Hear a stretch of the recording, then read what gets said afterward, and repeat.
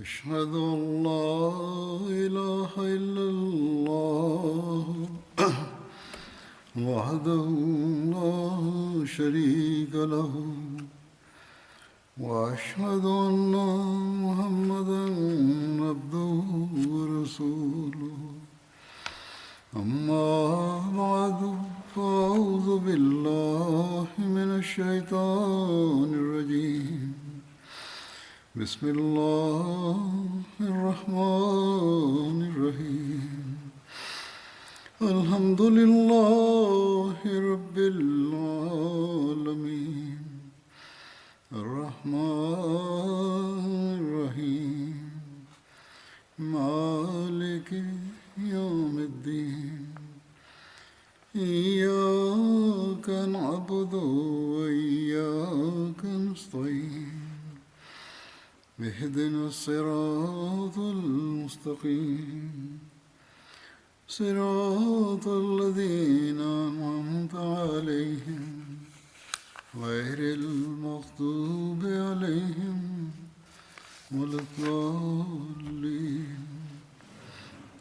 Hazrat Amirul Muminin Mwenyezi Mungu amsaidie sana anasema, nilikuwa naeleza kuhusu maisha matakatifu ya hata Abubakar Siddiq radhiyallahu ta'ala anhu katika hutuba ya Ijumaa wiki mbili zilizopita, na katika hutuba ile nilikuwa nimeeleza kuhusu Suraka ambaye katika tamaa ya kupata zawadi alikuwa ametoka kumkamata Mtume sallallahu alaihi wasallam, lakini kudra ya Mwenyezi Mungu ilipoweka mbele yake vizuizi, naye wakati ule akamwomba Mtume sallallahu alaihi wasallam akisema ya kwamba utakapopata mamlaka basi unipatie amani, na akaandikisha maandiko kuhusu swala hilo. Kuna riwaya mbalimbali sawa na riwaya moja. Wakati wa kurejea kwake Mtume mtukufu sallallahu alaihi wasallam akamwambia akisema kwamba, Suraka, hali yako itakuwaje wakati ambapo bangili za Kisra zitakuwa mkononi mwako? Suraka akishtuka akageuka nyuma na akasema kwamba Kisra bin Hurmus. Mtume sallallahu alaihi wasallam akasema kwamba ndio, Kisra bin Hurmus. Hivyo katika zama za ukhalifa wa Umar radhiyallahu ta'ala anhu, bangili na taji na mkanda wa Kisra vilipoletwa, Umar radhiyallahu ta'ala anhu akamuita Suraka na akasema kwamba nyosha mikono yako, na akamvisha bangili na akasema kwamba sema sifa zote njema zinamhusu Allah ambaye akinianganya vitu hivi kutoka Kisra bin Hurmus na akatujalia.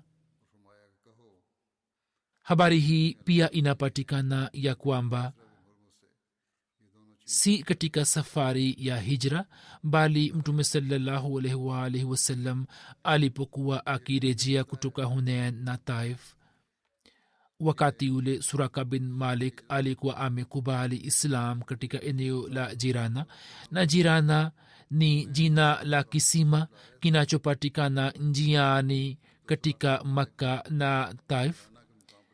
Wakati ule Mtume sallallahu alaihi wasallam akamwambia Suraka akisema kwamba hali yako itakuwaje utakapovaa bangili za Kisra. Kuhusu tukio hilo kwenye Sirat Khatama Nabiyin, Hazrat Bashir Ahmad Saheb ameandika hivi kwamba Mtume sallallahu alaihi wasallam alikuwa hakwenda mbali, ndipo Abubakar akaona kwamba mtu mmoja anakuja nyuma yao na farasi yake. Abubakar akashtuka na akasema, ya Rasulullah, mtu fulani anakuja nyuma yetu. Mtume sallallahu alaihi wasallam akasema, usihuzunike, Allah yu pamoja nasi. Mwenye kuwasaka alikuwa Suraka bin Malik ambaye anaeleza kisa cha kusaka kwake katika maneno yake akisema kwamba Mtume sallallahu alaihi wasallam alipoondoka kutoka Makka, makafiri wa Quraishi wakatangaza wakisema ya kwamba mtu yote atakaye mkamata Muhammad sallallahu alaihi wasallam na Abubakar na akawaleta kwetu, basi yeye atapewa zawadi kiasi hicho. Nao wakatupatia taarifa ya tangazo hilo kwa kupitia watangazaji wao. suraka anasema kwamba siku moja nilipokuwa nimeketi katika hafla ya kaumu yangu banu mudlij, mtu mmoja kutoka kuraishi akatujia na akaniambia ya kwamba muda si muda nimeona sura fulani karibu na ufukwe wa bahari, nami naelewa kwamba huenda wao watakuwa muhammad saa salam na wenzake. suraka anasema kwamba nikaelewa mara moja kwamba lazima watakuwa wale wale. kisha mirza bashir ahmad saheb ameeleza maelezo yale yale ambayo yamekusha elezwa kuhusu suraka na jinsi yeye alivyotoka na farasi yake na kisha akapiga ramli na farasi yake akaanguka.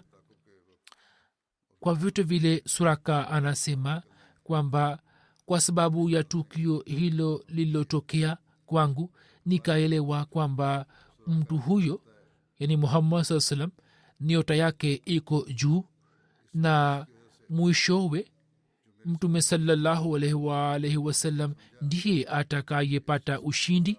hivyo nikawaomba nikiwa na nia ya kufanya suluhu ya kwamba kaumu yako imeweka zawadi juu ya kuuawa kwako au kukamatwa kwako, na watu wana nia hiyo kuhusu wewe, na mimi pia nilikuwa nimekuja na nia hiyo hiyo, lakini sasa narejea.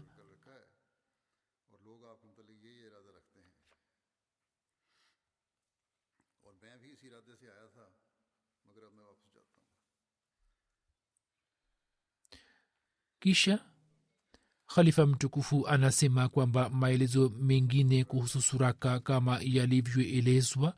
mirza bashir ahmad saheb akizungumzia bishara kuhusu kuvaa bangili kwa suraka anaandika hivi kwamba suraka alipotaka kurejea nyuma, mtume saa salam akasema kwamba suraka, wakati ule hali yako itakuwaje utakapovishwa bangili za Kisra?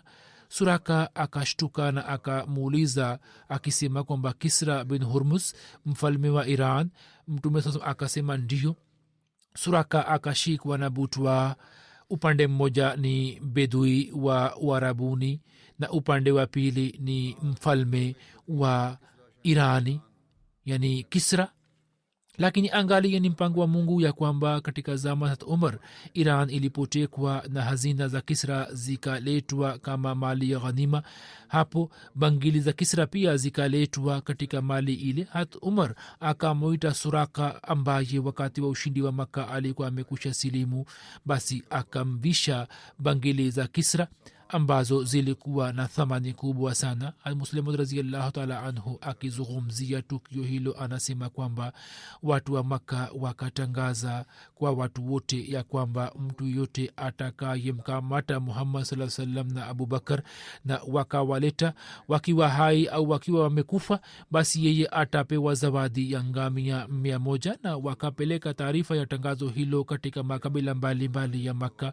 hivyo Suraka bin Malik, mbedui mmoja, akiwa na tamaa ya kupata zawadi hiyo, akaenda nyuma yao na akiwatafuta akaenda kuwakuta kwenye barabara moja iendayo Madina. alipowaona watu wakiwa wamepanda juu ya ngamia wawili, akafahamu na kuelewa kwamba wao ni Muhammad saa salam na wenzake, na kisha akaanza kuwafuata kwa mbio na farasi yake. kisha ameeleza tukio zima ambalo ni kuhusu kuanguka kwake kutoka farasi na jinsi alivyopiga ramli. Suraka anasema kwamba mtume sallallahu alaihi wasallam alikuwa anaelekea kwa heshima na ngamia yake. yeye hakuona nyuma wala hakuniona, lakini Abubakar akiwa na hofu hii kwamba mtume sasa asije akapata hasara fulani, alikuwa anaangalia nyuma na alikuwa anaona mara kwa mara. Muslimu radhiyallahu ta'ala anhu anaandika mbele akisema kwamba Suraka alipotaka kurejea, Mwenyezi Mungu akamwambia mtume sallallahu alaihi wasallam kuhusu hali ya ghaibu kuhusu Suraka, na sawa na ufunuo huo mtume sallallahu alaihi wasallam akamwambia Suraka akisema kwamba Suraka, wakati ule hali yako itakuwaje utakapovishwa bangili za Kisra? Suraka akashikwa na butwa na akasema kwamba Kisra bin Hurmuz, mfalme wa Irani? Mtume akasema kwamba ndiyo, na bishara yake hiyo ikaenda kutimia neno kwa neno. Baada ya miaka 16-17 Suraka akasilimu na akaja Madina. Baada ya kifo cha Mtume sallallahu alaihi wasallam, Abubakar akawa khalifa na kisha Umar akawa khalifa. Wairani walipoona Islam inapata maendeleo wakaanza kuwashambulia Waislamu, na badala ya kuiangamiza Islam wakaangamizwa wenyewe. Makao makuu ya Kisra yakatekwa na majeshi ya Kiislamu na hazina za Iran zikaletwa chini ya mamlaka ya Waislamu. Mali ya mamlaka ya Iran iliyotekwa na Waislamu, ndani yake kulikuwa na bangili ambazo Kisra sawa na utamaduni wa Kiirani alikuwa akivaa alipokuwa anaketi juu ya jukwaa lake. Suraka baada ya kusilimu kwake alikuwa anawasimulia Waislamu tukio hilo ambalo lilikuwa limetokea wakati wa hijra ya Mtume sallallahu alaihi wasallam, na Waislamu walikuwa wakifahamu kuhusu jambo hilo kwamba Mtume sallallahu alaihi wasallam alikuwa amemwambia akisema kwamba Suraka, wakati ule hali yako itakwaje utakapovishwa bangili za Kisra. Mali za ghanima zilipoletwa mbele ya Hazrat Umar, naye akaziona bangili za Kisra katika mali zile, akakumbuka zama zote katika muda ule wa unyonge na udhaifu ambapo Mtume wa Allah akiacha watani wake alikuwa amelazimika kuja Madina, na Suraka na wenzake walikuwa wamekuja nyuma yake ili wamkamate akiwa hai au mfu na wampeleke kwa watu wa Makka, na watapewa zawadi ya ngamia 100 na kusema kwa Mtume sallallahu alaihi wasallam kwamba Suraka, hali yako itakwaje utakapovishwa bangili za Kisra. Ni bishara kubwa iliyoje na ni ghaibu iliyotakasika.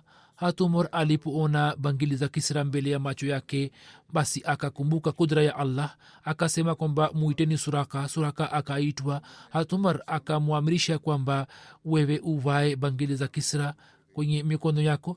Suraka akasema kwamba ewe khalifa wa Mtume wa Allah, ewe khalifa wa Mtume wa Allah, Waislamu wameharamishwa kuvaa dhahabu. Hatumor akasema kwamba ndio wameharamishwa, lakini wamekatazwa, lakini si kwa katika nyakati hizi. Mwenyezi Mungu alikuwa amemwonyesha Mtume Muhammad sallallahu alaihi wasallam kwamba wewe umevaa bangili za dhahabu, hivyo wewe utavaa bangili hizi, la sivyo mimi nitakupa adhabu. Kusema kwa Suraka kulitokana na swala fulani la kisheria, waila ye mwenyewe pia alikuwa anatamani kuona bishara ya Mtume sasa ikitimia. Suraka akavaa bangili zile na Waislamu wakaiona bishara hiyo ikitimia barabara na moja kwa moja kwa macho yao. Kisha habari inapatikana hivi kwamba wakati wa kurejea, msafara mmoja uliokuwa umetumwa na Quraishi ukamuuliza Suraka kuhusu Mtume sallallahu alaihi wasallam, lakini Suraka hakuwaambia habari yoyote, bali akaongea nao kwa njia fulani kwamba watu hawa wa msafara huo wakarejea nyuma. Katika safari hiyo ya hijra kuna kisa cha Mabad kinachopatikana hivi kwamba katika safari ya hijra, wakati wa kupita karibu na hema moja, msafara wa Mtume sallallahu alaihi wasallam ukasimama. Hilo lilikuwa hema la Mabad. Jina la Mabad lilikuwa Atika binti Khalid. Yeye alikuwa akitokana na tawi la Banu Qab la Khuza. Yeye alikuwa dada ya Hazrat Hubaysh bin Khalid ambaye alipata bahati ya kuwa sahaba na kusimulia riwaya. Mume wa Mabad alikuwa akiitwa Abu Mabad. Inasemekana kwamba yeye pia ameeleza riwaya mbalimbali kutoka kwa Mtume sallallahu alaihi wasallam na akafariki dunia katika maisha ya Mtume sallallahu alaihi wasallam. Hema la Abu Mabad lilikuwa likipatikana katika eneo la Qudayd ambalo ni jina la kijiji kilichokuwa kikipatikana kikiwa na maili chache kutoka Rabik, na hapo kulikuwa na sanamu mashuhuri la Manat. Watu wa Madina walikuwa wakiliabudu. mabad alikuwa mama shujaa na imara. Alikuwa akikaa karibu na hema lake na alikuwa akiwalisha kila mwenye kupita njia. Mtume sallallahu alaihi wasallam na wenzake wakamuuliza kuhusu nyama na tende ili waweze kununua kutoka kwake, lakini wakati ule yeye hakuwa na kitu chochote. Wakati ule kaumu ya Mabad ilikuwa imekabili ukame. Mabad akasema kwamba kama tungekuwa na chochote basi lazima tungewapatieni. Mtume mtukufu sallallahu alaihi wasallam akaona mbuzi moja karibu na kona ya hema lile. Akamuuliza Mabad kwamba imekwaje kwa mbuzi huyo. Yeye akasema kwamba mbuzi huyo amepata udhaifu na ndiyo maana amekuwa nyuma kuliko mbuzi wenzake. Mtume akasema kwamba je, ana uwezo wa kutoa maziwa? Yeye akasema kwamba mbuzi huyo ni mnyonge sana, hawezi kutoa maziwa. Mtume akasema kwamba je, unaniruhusu kukamua maziwa yake? Yeye akasema kwamba kama unaona maziwa basi unaweza kukamua, mimi sina shida.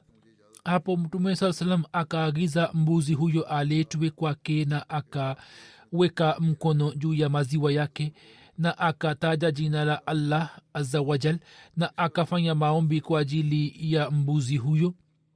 Mbuzi huyo akasimama mbele yake na akatoa maziwa mengi.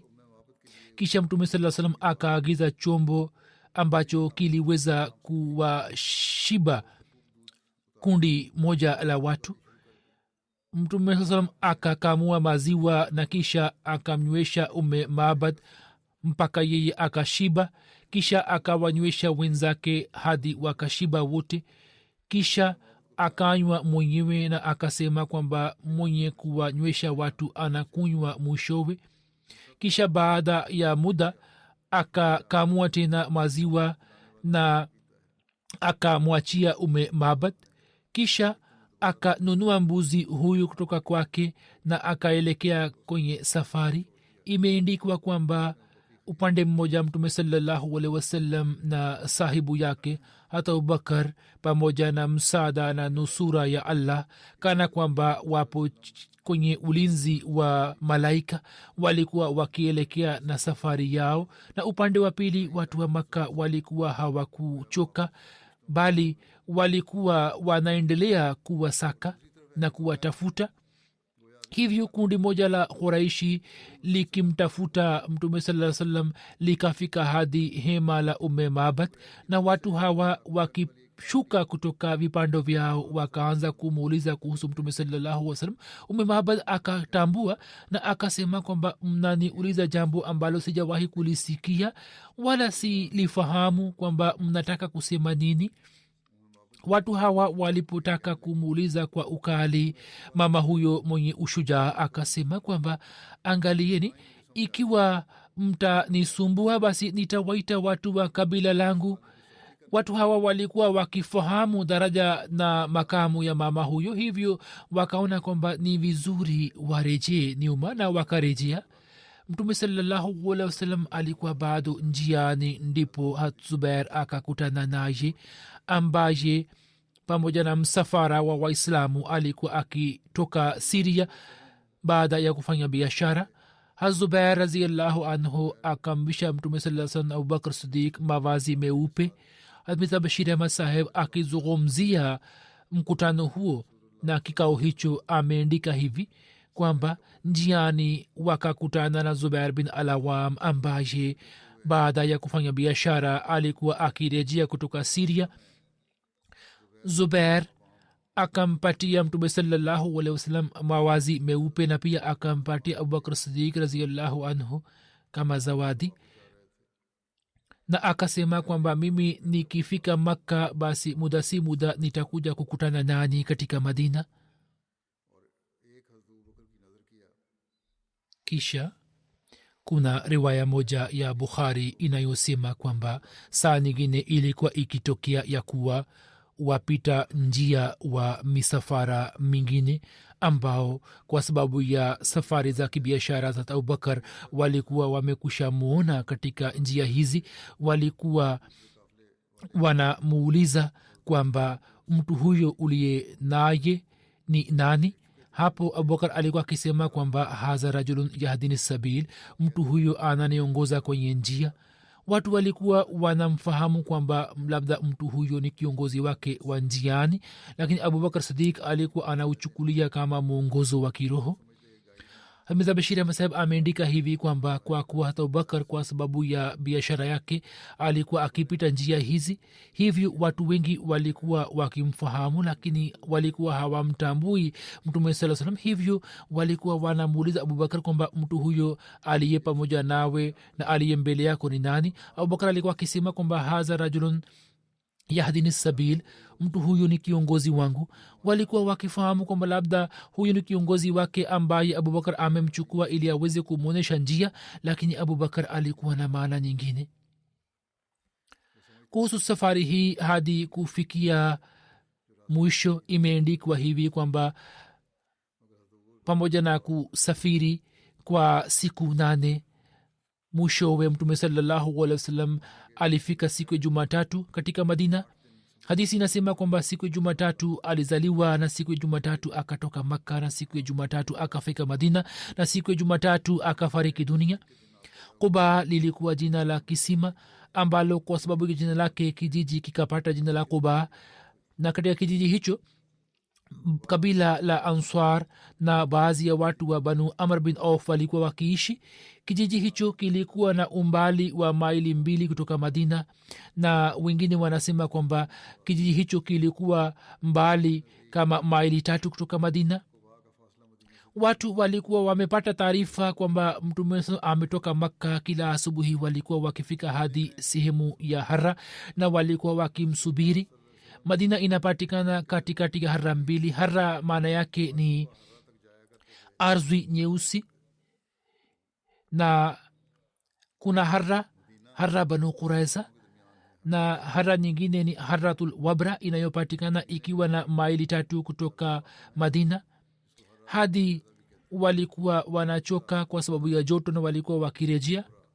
Asubuhi walikuwa wanakuja, walikuwa wanakwenda na walikuwa wakisafiri, kisha walikuwa wakirejea. Siku moja baada ya kusubiri kwa muda mrefu, waliporejea na kufika nyumbani, Myahudi moja akapanda juu ya ngome ili aweze kuona kitu fulani. Hapo akawaona Mtume saa salam na wenzake ambao walikuwa wamevaa mawazi meupe. Myahudi hakuweza kujizuia, hivyo akasema kwa sauti ya juu kwamba eni watu wa Uarabuni, huyu ndiye kiongozi wenu ambaye nini mnamsubiri. Waislamu wakaelekea upande ule na wakaenda kukutana na Mtume saa salam katika uwanja wa Hara. Mtume saa salam akaelekea upande wa kulia na akafika katika mtaa wa Banu Amr bin Auf. Hiyo ilikuwa siku ya Jumatatu na mwezi wa Rabiul Awwal. Abubakar akasimama kwa ajili ya watu na Mtume alikuwa ameketi akiwa kimya, na miongoni mwa Ansar watu wasiokuwa wamemwona Mtume sallallahu alaihi wasallam wakaja na wakaanza kumsalimia hata Abubakar Siddiq hadi jua likatoka, na Abubakar Siddiq akasimama na akaweka kivuli juu ya Mtume sallallahu alaihi wasallam na shuka yake. Wakati ule watu wakamtambua Mtume sallallahu alaihi wasallam, na Mtume sallallahu alaihi wasallam akafika katika mtaa wa Bani Amr bin Auf na akaishi siku 10, au sawa na riwaya moja ya Bukhari akaishi siku 14, na akaweka msingi wa misikiti ambao msingi wake ulikuwa umewekwa juu ya takwa, na Mtume sallallahu alaihi wasallam akaswali humo.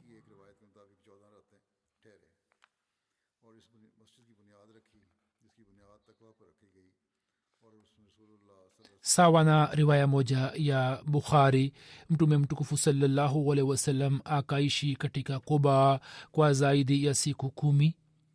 Sawa na riwaya moja, Mtume sallallahu alaihi wasallam katika Quba akaishi Jumatatu, Jumanne, Jumatano na Alhamis, yani siku 4, na siku ya Ijumaa akaelekea Madina. Na sawa na riwaya moja inasema kwamba Mtume sasa akaishi kwa siku 22 katika Quba. Al-Muslih Maud radhiyallahu ta'ala anhu akieleza habari ya ujio wa Mtume sasa katika Quba anasema kwamba baada ya kumsindikiza Suraka, baada ya kupiga hatua kadhaa, Mtume sallallahu alaihi wasallam akafika Madina. watu wa madina walikuwa wakimsubiri kwa hamu sana na walikuwa na bahati kubwa sana kwamba jua ambalo lilikuwa limetoka kwa ajili ya makka likaenda kutoka juu ya watu wa madina. Walipopata taarifa kwamba mtume sallallahu alaihi wasallam amekwisha ondoka kutoka makka, ini watu wa madina walipopata taarifa hiyo wakaanza kumsubiri tangu siku ile ile. Msafara wao na watu wao walikuwa wanatoka kila siku ili waweze kumtafuta na njioni walikuwa wanarejea. Mtume sasa alipofika karibu na madina akaamua kuishi katika Quba ambayo ilikuwa kijiji karibu na madina. Myahudi alipoona ngamia akafahamu kwamba msafara huo ni wa msafara wa Muhammad saa salam. Ye akapanda juu ya mlima na akatoa sauti akisema kwamba ni kizazi cha Kaila. Kaila alikuwa bibi wa watu wa madina. Myahudi akasema kwamba mtu ambaye mlikuwa mnamsubiri amekushafika tayari. Watu waliposikia sauti hiyo kila mmoja wao akaanza kukimbilia Quba. Watu wa Quba wakiwa na wazo hili kwamba mtume wa Allah amekuja kuishi kwao walikuwa wameshikwa na furaha tele. Na katika safari hiyo jambo moja likatokea ambalo lilikuwa likionyesha unyenyekevu wake. Watu wengi wa madina walikuwa hawafahamu sura yake. Mtume saa salam alipokuwa ameketi chini ya mti mmoja na watu walikuwa wanamjia kwa kasi, mtume alikuwa ameketi kwa unyenyekevu mkubwa. Hivyo watu wasiofahamu sura ya mtume saa salam wakimwona Abubakar ambaye alikuwa mdogo wake na kwenye ndevu yake kulikuwa na nywele nyeupe kidogo na pia mavazi yake yalikuwa kidogo mazuri kuliko mavazi ya mtume sallallahu alaihi wasallam, walikuwa wanafahamu kwamba huyu ndiye mtume wa Allah na walikuwa wanakaa mbele yake kwa heshima. Abubakar alipoona akafahamu kwamba watu wamekosea kuelewa. Ye akashika shuka yake na akaweka kivuli juu ya mtume saa salam akisema kwamba ewe mtume wa Allah, mimi naweka kivuli juu yako ili uweze kupumzika. Na hapo akaweza kuwafahamisha watu kwamba wamekosea kumwelewa mtume sallallahu alaihi wasallam. Hamid Bashir Ahmad Saheb akieleza tukio hilo ameandika kwamba katika Bukhari kuna riwaya ya Bara bin Azib inayosema kwamba furaha ambayo Ansar waliipata wakati wa ujio wa mtume saa salam katika Madina, sijawahi kuiona hali kama hiyo ya furaha katika sehemu nyingine katika nyakati zingine. Na kwenye Tirmidhi na Ibn Majah, Anas bin Malik amesimulia akisema kwamba mtume saa salam alipokuja watu wakafahamu kwamba Madina imenawiri kwa ajili yetu, na mtume alipofariki dunia tangu siku ile tumeona giza tu katika Madina. Baada ya kukutana na watu, mtume sallallahu alaihi wasallam hakuingia Madina moja kwa moja, bali alienda kuishi katika Quba, sehemu ambayo ilikuwa na maili 2 au maili 2.5 kutoka Madina. Katika kijiji hicho cha Quba, baadhi ya watu wa Ansar na zaidi watu wa Amr bin Auf walikuwa wakiishi. Na katika zama zile kiongozi mkuu wa familia hiyo alikuwa akiitwa Kulsum bin al-Hidm. Watu wa Quba wakampokea mtume saa salam kwa heshima na kwa taazima sana, na mtume saa salam akaanza kuishi katika nyumba ya Kulsum bin al-Hidm. Wahajiri ambao walikuwa wamekusha fika tayari, wao pia walikuwa wanaishi kwa Kulsum bin al-Hidm na kwa Answar wengine. Labda hiyo ndio ilikuwa sababu kwamba mtume saa salam alipenda kwamba aishi Quba kabla hajaingia Madina.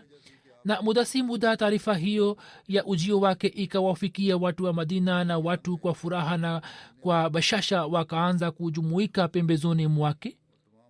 Kuhusu ujenzi wa msikiti wa Quba, inapatikana kwamba katika siku zile mtume sallallahu alaihi wasallam akaweka msingi wa msikiti ambao unaitwa msikiti wa Quba. Katika Sahih Bukhari imeandikwa kwamba mtume sallallahu alaihi wasallam aliishi katika mtaa wa Banu Amr bin Auf kwa siku 10 na akaweka msingi wa misikiti ambao msingi wake ukawekwa juu ya takwa, na humo mtume saa salam akaswali swala. kuna riwaya inayosema ya kwamba mtume salallahu alaihi waalihi wasallam aliweka msingi wa msikiti kwa ajili ya banu amr bin auf, na alipoweka msingi wake kwanza kabisa akaweka jiwe moja ambalo lilikuwa likielekea kibla. kisha abubakar akaweka jiwe, kisha umar akaleta jiwe na akaliweka karibu na jiwe la abubakar. kisha watu wote wakaanza kuujenga msikiti ule. Msikiti wa Quba ulipokuwa ukijengwa, mtume saa salam alikuwa akileta jiwe ambalo alikuwa analibeba karibu na tumbo lake. Alikuwa akilibeba jiwe zito, kisha alikuwa analiweka. Mtu yeyote akitamani kulibeba jiwe lile alikuwa hawezi kulibeba, hivyo mtume alikuwa anamwamrisha kwamba wewe acha jiwe hilo na lete jiwe jingine.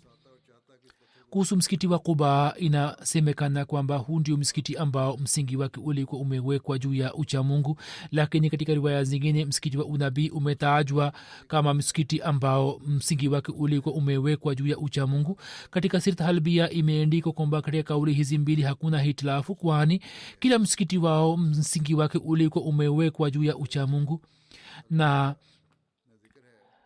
habari hiyo ungwa mkono na ibn Abbas radhiyallahu ta'ala anhuma. vile vile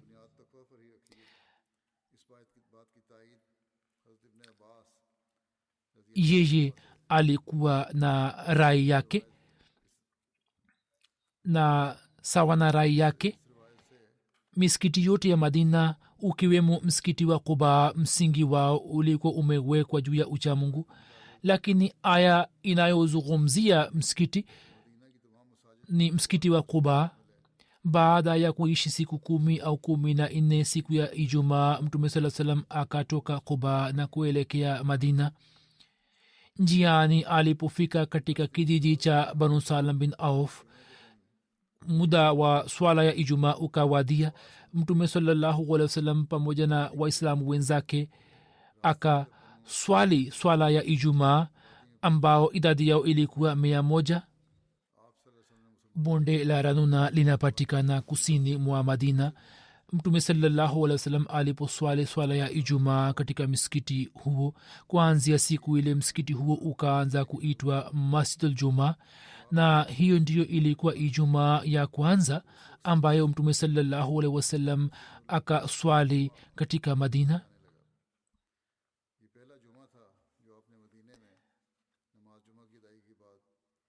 Khalifa mtukufu anasema kwamba huenda katika sehemu ile msikiti huo utakuwa umejengwa baadaye, ndiyo maana ukapewa jina hilo, lakini inapatikana katika historia kwamba baada ya kuswali swala ya Ijumaa mtume sasa akapanda ngamia na kuelekea Madina. Wakati ule alikuwa amemkalisha Abubakar nyuma yake. Katika tamaa ya kupata zawadi, watu wengi walijaribu kumtafuta mtume sallallahu alaihi wasallam. Tukio moja linapatikana hivi katika vitabu vya historia. Burada bin Husayb anasimulia ya kuwa Quraishi walipoweka zawadi ya ngamia 100 kwa yule atakayemleta mtume sallallahu alaihi wasallam akiwa hai au mfu, na atamleta atapata zawadi hiyo. Tamaa hiyo ikanishawishi sana, hivyo nikatoka pamoja na watu 70 wa Banu Saham na nikakutana na mtume sallallahu alaihi wasallam. Mtume sasa akaniuliza kwamba wewe ni nani? Nikasema kwamba mimi ni Burada. Hapo mtume sallallahu alaihi wasallam akaelekea kwa Abubakar na akasema kwamba ewe Abubakar, swala letu limepoa na limekuwa sawa. Kisha akauliza kwamba unatokana na kabila gani? Nikasema kwamba kutoka kabila Aslam. Mtume salasam akasema kwamba libaki katika amani. Kisha akaniuliza kwamba unatokana na kizazi cha nani? Nikasema kwamba kizazi cha Banu Saham. Mtume salasam akasema kwamba ewe Abubakar, saham yako, yani bahati yako imekuwa vizuri. Kisha Burada akamuuliza mtume sasa kwamba wewe ni nani? Mtume saa salam akasema kwamba mimi ni Muhammad bin Abdullah, mtume wa Allah. Hapo Burada akasema natoa ushahidi kwamba hakuna apasaye kuabudiwa isipokuwa Allah na Muhammad saa salam ni mja wake na mtume wake. Kisha Burada akakubali Islam na watu wote walio pamoja naye wakakubali Islam. Burada akasema kwamba sifa zote njema zinamhusu Allah na watu wa banu saham kwa furaha tele wakakubali islam bila kushurutishwa. Asubuhi burada akasema, ya rasulullah, kuingia kwako katika madina kunatakiwa kuwa na bendera moja. Hivyo akatoa kilemba chake kutoka kichwa chake na akafunga kilemba kile juu ya mkuki wake na akaanza kutembea mbele ya mtume saa salam hadi waislamu wote wakaingia katika madina. Katika bukhari kuhusu ujio wa mtume saa salam, riwaya ya anas bin malik inasema hivi kwamba mtume saa salam alikuja madina na katika sehemu moja ya madina kwenye kabila fulani ambalo lilikuwa likiitwa banu amr bin auf akaishi. Mtume akaishi kwao kwa siku 14. kisha akawaita banu najjar. Wao wakaaja na panga zao, na tukio hilo nalikumbuka vizuri kana kwamba saa hizi pia namwona mtume sasa akipanda juu ya kipando changu, na abubakar alikuwa amepanda nyuma yake na kundi la banu najjar lilikuwa limewazunguka. kisha mtume saa salam akaishi katika nyumba ya hat abu ayub. Hamid bashir ahmad saheb akizungumzia habari hiyo anaandika kwamba baada ya kuishi kwa siku 10 katika Quba, siku ya Ijumaa mtume sallallahu alaihi wasallam akaelekea Madina. Answar na muhajirin walikuwa pamoja naye. Mtume alikuwa amepanda juu ya ngamia na Abubakar alikuwa nyuma yake. Msafara huo ukaanza kuelekea katika Madina. Njiani muda wa swala ya Ijumaa ukawadia. Mtume sallallahu alaihi wasallam katika mtaa wa banu salam bin auf akasimama na akatoa hutuba na akaswali swala ya Ijumaa. Wanahistoria wanasema kwamba kwa kuwa kabla ya siku ile swala ya Ijumaa ilikuwa imekwisha anza tayari, lakini hiyo ndio ilikuwa Ijumaa ya kwanza aliyosalisha mtume sallallahu alaihi wasallam mwenyewe. Kisha kuanzia siku ile Ijumaa ikaanza kuswalishwa, na riwaya hiyo inazuhiri kwamba msikiti huo ulikuwa umejengwa baada ya swala ya Ijumaa. Msafara wake ukaanza kusonga mbele. Njiani watu walikuwa wakimpokea kwa furaha na kwa bashasha na kwa mapenzi, wakisema kwamba ewe mtume wa Allah, hii ni nyumba yetu, hii ni mali yetu na tuna vifaa vya kutosha vya ulinzi, hivyo uishi kwetu. Mtume sasa alikuwa akiwaombea dua ya kheri na alikuwa anakwenda mbele. Wanawake waislamu na wasichana wakaanza kuimba, tala albadru alaina min saniyati alwada wajaba shukru alaina madaa lillahi daha, yani leo kutoka milima ya koheveda mbala mwezi umeandama juu yetu, hivyo tuna wajibu wa kumshukuru Allah.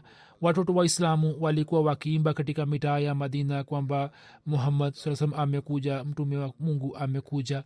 Na watumwa wa Madina katika furaha ya ujio wake walikuwa wanaonesha tamasha ya upanga. Mtume alipoingia katika mjini, kila mtu alikuwa akitamani kwamba mtume aishi kwake, hivyo kila mmoja alikuwa anamuomba.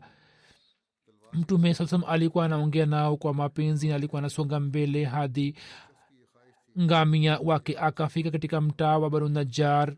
Humo banu najjar na watu wa banu najjar walikuwa wamesimama kwa ajili ya kumpokea, na wasichana wa kabila walikuwa wanapiga dufu na walikuwa wanaimba wakisema kwamba sisi ni wasichana wa kabila la banu najjar na sisi ni watu wenye bahati njema kwamba Muhammad sallallahu alaihi wasallam amekuja kuishi katika mtaa wetu.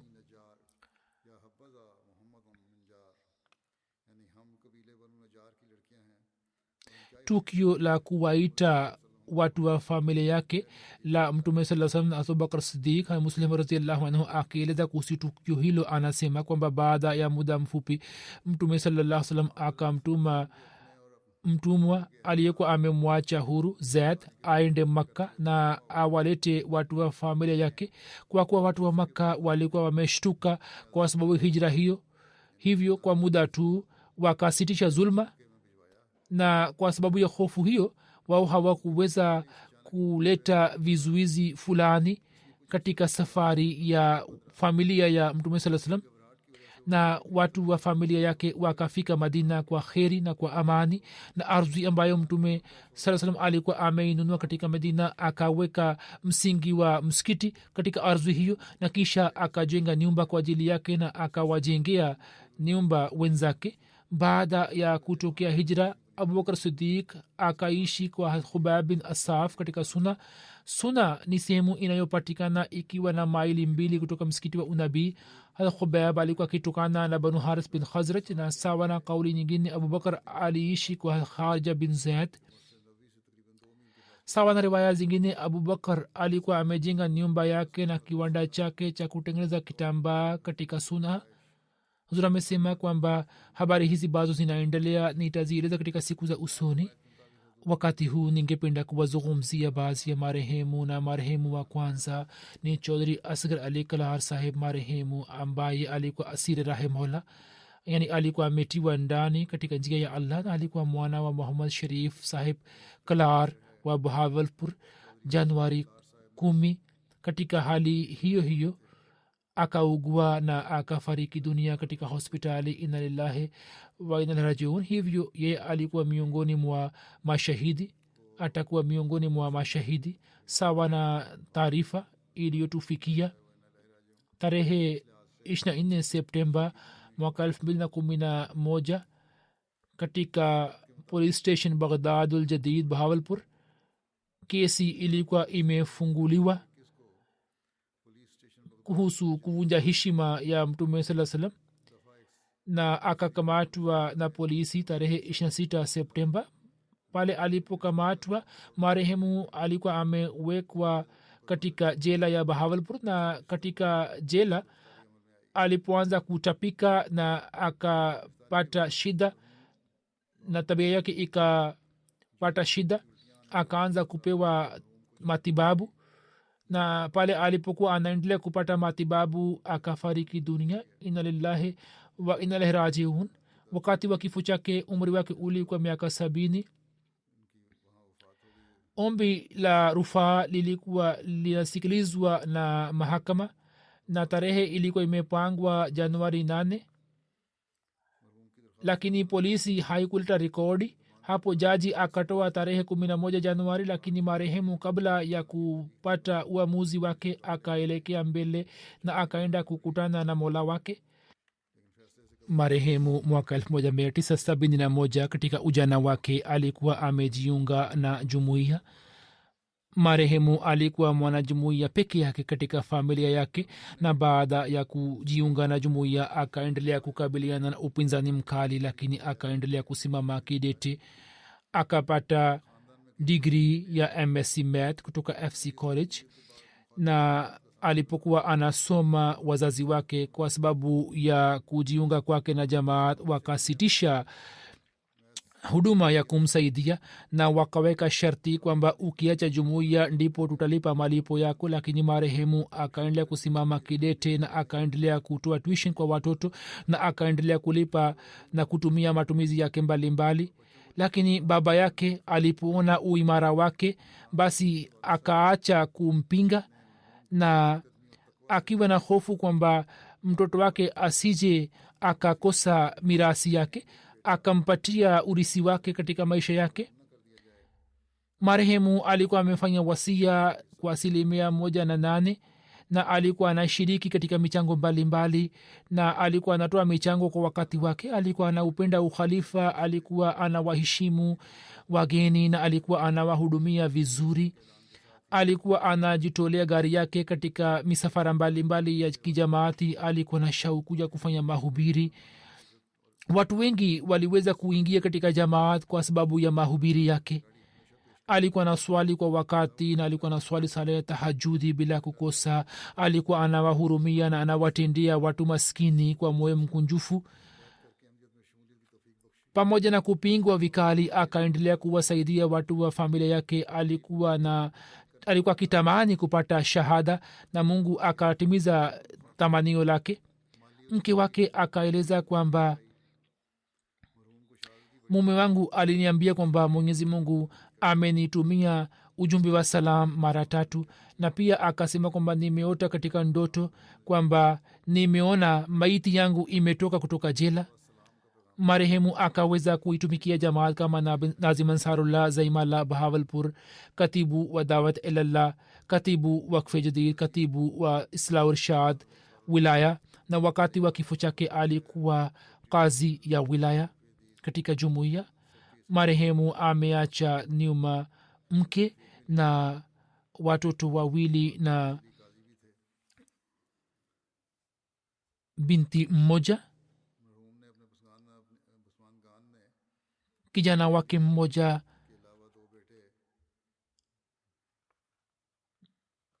kijana wake mmoja anaishi nje ya nchi na binti yake pia anaishi nchini canada. mwenyezi mungu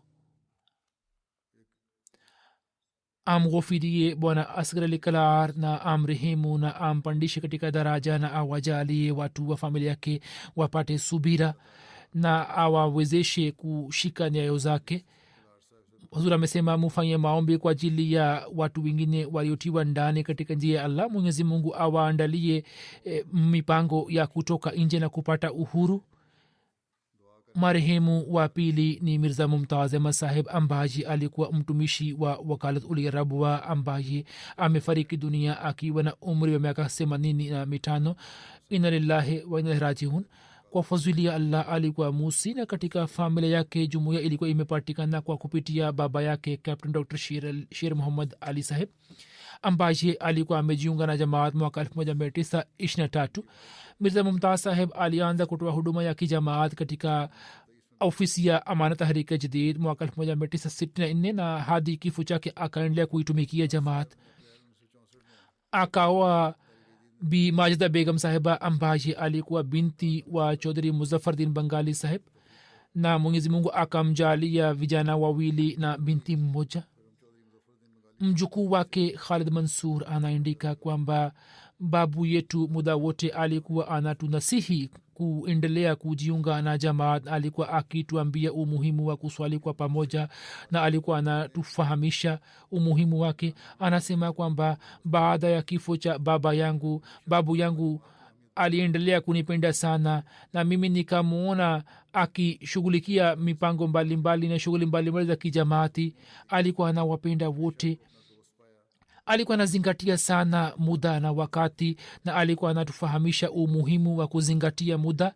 watu walioweza kufanya kazi pamoja naye mmoja ni said nasir ambaye anasema kwamba nimeweza kufanya kazi pamoja na marehemu kwa muda mrefu. marehemu alikuwa anafanya kazi kwa umakini mkubwa na baada ya kukamilisha kazi zake alikuwa anawasaidia wenzake katika kazi zao. kisha kuna mbashiri lukman sakib sahib ambaye anasema kwamba nimeona ya kuwa pamoja na kupata shida katika afya yake alikuwa anatekeleza wajibu wake kwa umakini mkubwa na alikuwa ana kumbukumbu nzuri. alikuwa anatuambia kwamba jambo fulani linapatikana katika faili fulani. alikuwa na tabia ya ucheshi na alikuwa anatufurahisha kwa mambo mbalimbali, lakini alikuwa haongei mambo ya kipuuzi. na muda ambao ulikuwa na baki alikuwa anautumia katika kusoma faili mbalimbali. dr sultan bashir pia ameandika kwamba marehemu alikuwa mnyenyekevu mkubwa sana. ijapokuwa alikuwa mtumishi wa zamani, lakini alikuwa anasubiri zamu yake na alikuwa anaonyesha subira na alikuwa anawatendia watu kwa hisani. akapata shida katika marazi yake, lakini hakuonyesha hakufanya malalamiko wala hakulalamika. alikuwa na marafiki zake wachache tu. huzur amesema hata mimi pia nimemwona alikuwa mkimia sana na pamoja na marafiki zake wachache tu alikuwa anaishi, na hiyo ndio ilikuwa kawaida yake. lakini alikuwa anafanya kazi kwa juhudi kubwa, kwa ikhilasi na kwa unyofu, na ameishi maisha yake kwa unyofu wote. mwenyezi mungu amghofirie na amrehemu na awajalie watoto wake waweze kuendeleza mema zake. jeneza inayofuata ni ya karnali retired dr abdul khalik saheb ambaye alikuwa administrator wa zamani wa fazil umra hospital. akiwa na umri wa miaka 97 alifariki dunia. inna lillahi wa inna ilaihi rajiun. kwa fadhili ya allah alikuwa musi. katika familia yake jumuiya ilikuwa imepatikana kwa kupitia baba yake mia muhammad alam saheb ambaye mwaka 1919 alikuwa amejiunga na jamaat. na wakati ule yeye hakujiunga na jamaat bali alikuwa amejiunga na jumuiya mwaka 1938. marehemu akieleza maelezo ya kujiunga kwake anasema kwamba baba yetu alikuwa anaagiza alfazal na sisi kwa sababu ya kusoma alfazal tuliweza kujua kuhusu jumuiya na mwaka 1938 sisi tukajiunga na jamaat. mama yetu alikuwa na swali vizuri na baada ya kujiunga kwetu mama yetu pia akajiunga na jamaat. anasema kwamba mwaka 1969 wakati wa jalsa salana ambayo ilikuwa jalsa ya jubli nikaenda Qadian na kisha nikaendelea kuhudhuria Qadian mara kwa mara. wakati wa jalsa mke wake alikuwa amefariki dunia mwaka 1987. marehemu alikuwa na vijana wawili na mabinti wawili. kijana wake mmoja Dr. Abdul Bari ni amir wa jumuiya ya Ahmadiyya Islamabad. mwaka 1964 pale ambapo serikali ya Bhutto ilipopitisha kanuni ya kuitangaza Ahmadiyya kuwa si waislamu, hapo Dr. Saheb akajiuzulu kutoka kazi yake na akajitolea maisha yake wakfu chini ya mpango wa Nusrat Jahan. hapo akapelekwa Sierra Leone ambapo akaweza kuitumikia jamaat kwa miaka mitatu. kisha mwaka 1992 pia ye ikaanza kuendesha ndege kuelekea Tashkent. Dr. Saheb akaona kwamba yeye aende kujitolea na kufanya wakfu ya ardhi katika Tashkent na Uzbekistan. mahakama kuu yakakubali ombi lake, hivyo marehemu pamoja na dada yake akaenda kuishi Samarkand na Bukhara na akaweza kuwatumikia watu na pia akaweza kufikisha ujumbe wa jamaat kwa watu wa Samarkand na Bukhara. mwaka 1994 Khalifsi Rabi rahimahullahu taala akamteua administrator wa Fadhli Umar Hospital ya Rabwa ambapo hadi mwaka 2005 Juni akaweza kuitumikia jamaat kwa miaka 10. na katika zamu yake ujenzi wa aina mbalimbali ukafanywa katika Fadhli Umar Hospital. kisha mtoto wake fulani ameandika kuhusu marehemu kwamba pamoja na kufikia katika umri wa miaka 81 alikuwa na jaziba ya kuitumikia jamaat, lakini alikuwa anahisi kwamba anapata uzee. hivyo mwaka 2005 alikuwa amepeleka ombi la kustaafu na ombi lake likapitishwa na ambapo akastaafu. kisha akaanza kuishi katika Islamabad na hata katika mji wa Islamabad pia aliendelea kuitumikia jamaat kama mukami qazi. kijana wake mkubwa Dr. Abdul Bari anasema kwamba marehemu alikuwa anajali sana malezi ya watoto. alikuwa anasoma Qurani tukufu asubuhi na jioni na alikuwa anasoma sana. kusoma Qurani kulikuwa shughuli zake muhimu. alikuwa anatoa uamuzi sawa na miongozo ya Qurani tukufu. mwanamkwe wake Dr. Muzaffar Ali Nasir Joya ambaye ni naib amir wa wilaya Wakint anasema kwamba mimi sijawahi kumwona mtu mwingine akisoma Qurani jinsi baba mkwe alikuwa anasoma. alikuwa anaipenda sana Qurani tukufu. siku moja alipoondoka kutoka hospitali, watu wa hospitali wakapata huzuni kwamba nani atatusomea Qurani tukufu. alikuwa na swali tahajudi bila kukosa na alikuwa na maisha ya kawaida tu, hakulalamika na alikuwa na tabia ya kufanya subira. mjukuu wake Abdussamad Rizvi anaandika, mjukuu wa ndugu yake, kwamba yeye kwa ajili ya kupata radhaa ya Allah akavumilia mateso yote na akaachana na furaha zake. anasema kwamba nimeweza kuishi kwake kwa mara kadhaa. bila shaka dhati yake ilikuwa sababu kwangu kumtambua Mungu mkweli, na sala yake ya tahajudi ilikuwa haina mfano wake. alikuwa anaupenda ukhalifa na alikuwa anapenda sana. Dr. Abdul Khalik anasema kwamba marehemu alikuwa anawahurumia sana madaktari wa hospitali na alikuwa anawafahamisha kwamba wao wazingatie malezi ya madaktari walio chini yao. alikuwa anazingatia sana ulinzi na uhifadhi wa vitu vya hospitali. Alikuwa anawasaidia watu wanyonge kutoka mfuko wake. Dr Ashraf Muhammad Ashraf anasema kwamba marehemu alikuwa na tabia njema sana, alikuwa na moyo mkunjufu na alikuwa na tabia ya kuwahurumia wengine. Alikuwa hasemi sana, lakini alikuwa makini sana kuhusu uongozi na kuhusu mambo mbalimbali ya uongozi. Kisha alikuwa anawahamasisha madaktari wengine pia wao wajitolee ili waweze kufanya wakfi arzi, waje katika Fadhil Hospital. Na alikuwa anawahamasisha vijana wake na mwanamke vile vile. Mwenyezi Mungu amghufiri na amrehemu na awajalie waweze kuendeleza mema yake mbele. Baada ya swala nitaswalisha sala yao ya jeneza.